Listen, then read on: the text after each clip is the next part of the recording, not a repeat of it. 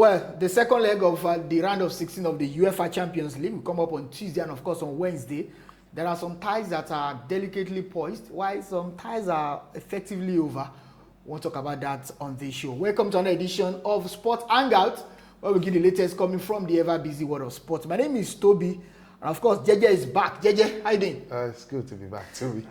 I mean, I don't want us to talk about your club, Bodø Glimt, Sporting CP, Bayern and Atalanta. Those games are effectively over. So let's move to the ones that are delicately poised. I know that Bodø Glimt should, beat Sporting Not CP. sure they are into They are the in quarterfinals. The first team to qualify, Bodø Glimt. And then Bayern Munich, they are playing at home to Atalanta. That's done and dusted. Okay, let's talk about the ones that are not done and dusted. Let's start with Chelsea. They are taking on PSG at Stamford Bridge. Shockingly, they lost the first leg at the Parc des Princes by 5-2. At the time, it was 2-2. And then the goalkeeper of Chelsea, Jorgensen, did a Kinski. Just like what Kinski did on Tuesday. Jorgensen did that on Wednesday, made a mistake, and then, of course, allowed PSG to pounce, and they won that game by 5-2. So, but will there be a comeback for Chelsea? Because Chelsea will need to do the impossible. They need to score 3 reply goals to force the game to extra time. And then PSG, with the attacking arsenal that they've got Ousmane Dembele, there's Bakola, there is Kvaratskhelia.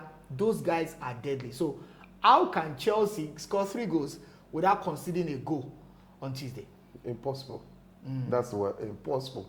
Chelsea won't be scoring 3 goals with unreplied goals. It's impossible. And the defense, they lost at home over the weekend to Newcastle United. The defense have been very We've bad. talked about Chelsea this season.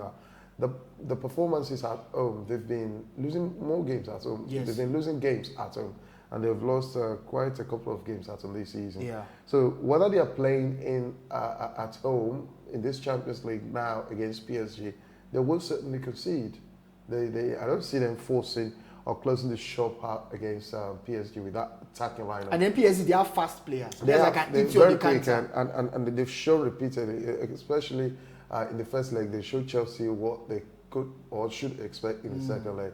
And I think Chelsea's prediction is the only prediction I'll be getting wrong in this competition. When we did the last review, for preview rather, Chelsea now.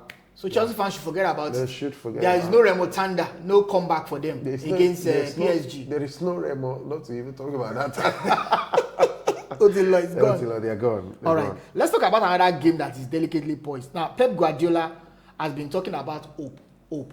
Because over the weekend, they dropped 2 points away to West Ham United, and Bernardo Silva did say, well, they have the hope that something will still happen. Now, that's for the Premier League title champion Arsenal. But they have a big Champions League game on Tuesday against Real Madrid. Shockingly as well. They lost the first leg scandalously to Real Madrid. Nobody saw that coming. Especially against the Real Madrid team that have been ravaged with series of injuries. There's no Jude Bellingham, no Kylian Mbappe. Regardless of those guys, Real Madrid were still able to score 3 goals against Manchester City. Valverde hat-trick. Then there's a second leg at the Etihad Stadium. Now people are saying if Real Madrid could score 3 goals, Man City can also replicate the same at the Etihad Stadium. Do you think that this game is not effectively over? Well, inevitably, I think Manchester City, their performances recently have got people talking to, has deceived a lot of people to believe they are a top side back and they could beat Real Madrid. I was one of those people. And yes, so let's say Chelsea and Man City's prediction, I'm getting them wrong now. Yeah. And then, their performances have papered over the cracks and it's like smoke screen, unbelievable. But against Real Madrid, this is a team that in the Champions League, Real Madrid's Champions League history, no team, as of now when I'm talking, no team has ever done a remontada against them when losing 3-0, especially losing 3-0 at either Bernabeu or anywhere. Yeah. They've never succumbed the 3-0 win to any team in history. So I don't think it's going to, if it's going to start or happen might win, this time, but it might be it's not going to happen against Manchester City. Now Madrid will definitely, we talked about being the better team against them, and then all of a sudden Madrid, but then it seemed like Madrid were the better team. Yeah, they were the better team against Man City. Got 3 good goals. Man City couldn't even score. A lot of people said Guardiola tinkered with the formation, the players, but eventually it's still got to be that Manchester City they can't do a remontada against Real Madrid. It's over. It's never happened in history, and it's not happening with this crop of Manchester City players. All right. It's over. All right. So let me get it straight so that I will understand what you are saying. So the game between Chelsea and PSG for you, they have gone to the quarterfinals. Then Real Madrid too. Quarterfinals. Okay, let's talk about the one that is very difficult to predict. Arsenal, Leverkusen. Now, last week, Arsenal went to the Bay Arena, and then they got lucky because they could have lost that game. And Noni Madueke got Arsenal a penalty converted by Kai Havertz in the 89th minute, ended 1-1 at the Bay Arena. They are coming to the Emirates Stadium. They are more like they are starting the game all over again. Do you think it will be a straightforward victory for Arsenal? They just need to win, just any win. Get them into the quarterfinals. I underestimated Leverkusen. Yeah. I never thought they could really force Arsenal to late equalizer. But then coming to Emirates is going to be a different game entirely. Because they cannot sit, if they sit back, they are not protecting any lead now. No.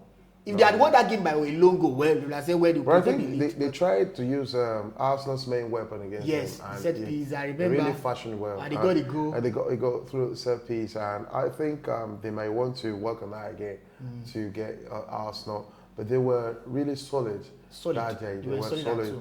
But then, sometimes the home support always sometimes works in favour. And now they're coming to Emirates where Arsenal only lost, I think, once this season against the almighty Man United. And then why do you have to put almighty? Let's move forward with your mighty. Almighty that cannot beat West Ham. Let's move forward. But they did Arsenal. So now Leverkusen Arsenal. That's one game I don't think I can predict now. But I think Arsenal should get over. To be a very tough one. It's going to be tough. But Arsenal should be able to edge it. They should be able to edge it. Okay. Let's talk about the games on Wednesday. Barcelona will take on Newcastle. Barcelona also got lucky because they scored a penalty with practically the last kick of the game. And Lamine Yamal converted that at the St. James's Park last week. And then they are playing at home this time around at the Spotify Camp Nou. Just like Arsenal, it's also straightforward. Just a win over Newcastle United. They will be through into the quarterfinals. But do you see Newcastle United springing a surprise here? I mean, Camp Nou is a difficult ground to play.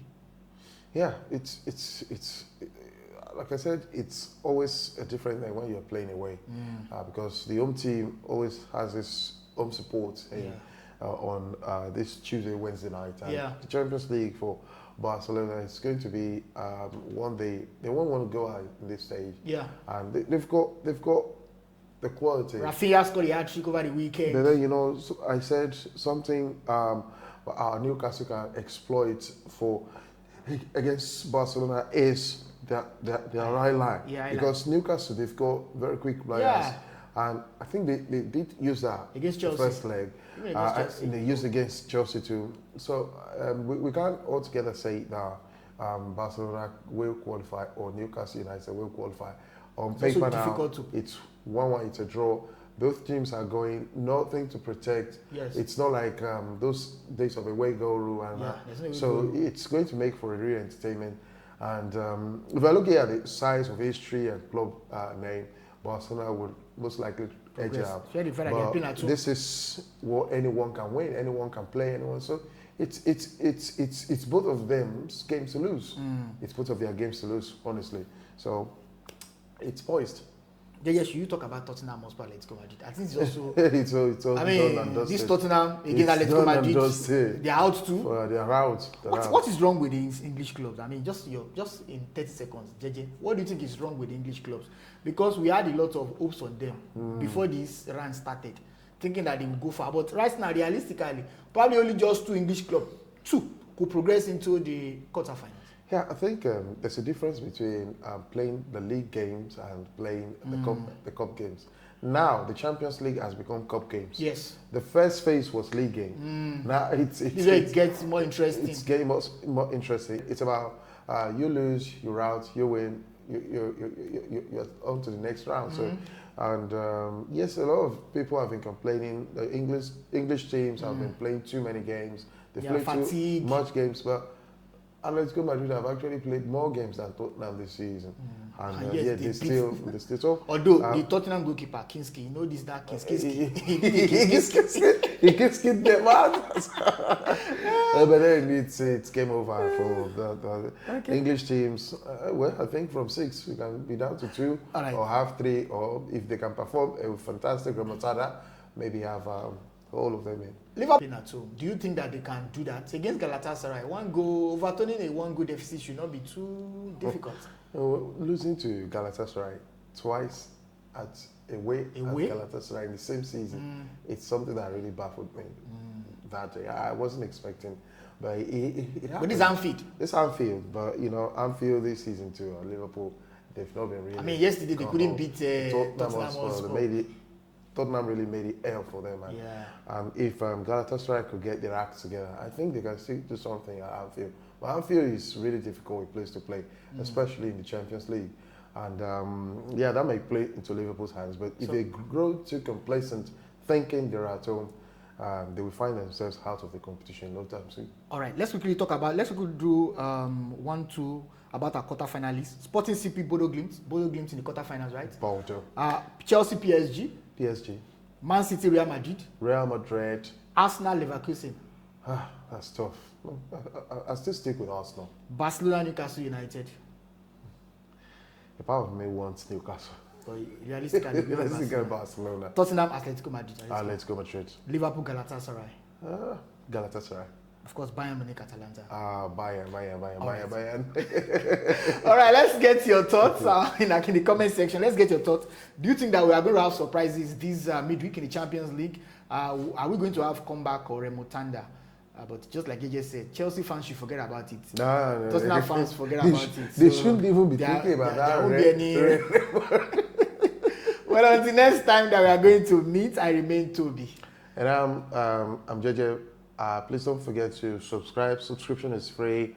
Like, share, comment, engage our posts so we can bring more content your way. Thank you. Bye.